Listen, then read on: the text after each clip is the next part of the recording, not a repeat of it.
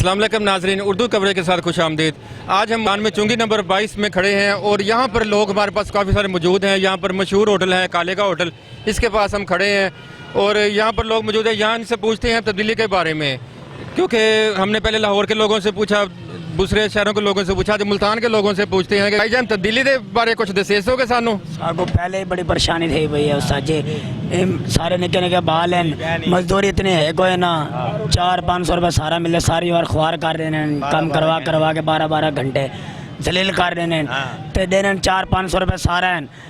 घर के दो बालों के खवाओ क्या करो, कितना करो, बिजली बिल भरो क्या करो, टैक्स दो, गटरा टैक्स दो, हर शहर टैक्स दो, इन्हों को सारा चीज़ा दो, इन्हों को हर शहर दो, इन्हों को दसो जी खावन पीवन सब महंगाई, हर शहर महंगाई, गरीब गुरबा कितना वने ये तो दसो, कोई जगह दस दो, चलो सारे उथे ही चले वने, इमरान खान को इतना खड़ा कर दो ये जगह जितना असा खड़े हैं। चलो सारा मुल्क का काम ही कितने रखे, गंद भी साफ करे, हर शहर नालिया नूलिया ये भी साफ करे, सारे कम करवावे। 6,000 8,000 का बिल भरूँ असा, सारे घर गैस ही कोई नहीं, फ्रिज ही कोई नहीं, वाली 1,000 15,000 बिजली या बिल भरो।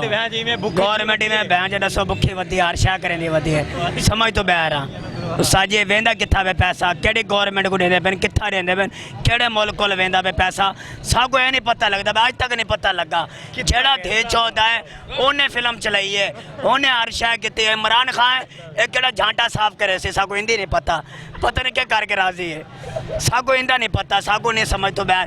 पहले 2,000 बिल बने थे, 8,000 बिल बने खड़े टैक्स नाल दो जी, मकान का टैक्स, गटर का टैक्स, हर शहर टैक्स।